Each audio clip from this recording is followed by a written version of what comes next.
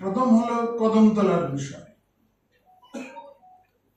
আপনারা শুনেছেন গতকালকে অনেক সাংবাদিক বন্ধু আমাকে প্রশ্ন করেছিলেন, রাজ্য সরকার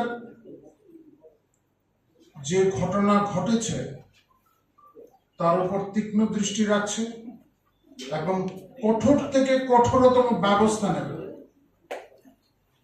পুলিশের শীর্ষ আধিকারিকদের সেখানে পাঠানো হয়েছে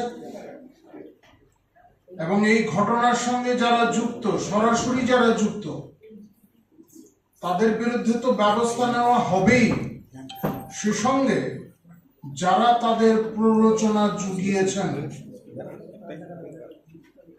যারা উন্মাদনা সৃষ্টির চেষ্টা করেছেন, তারাও কোনোভাবেই রেহাই পাবেন না।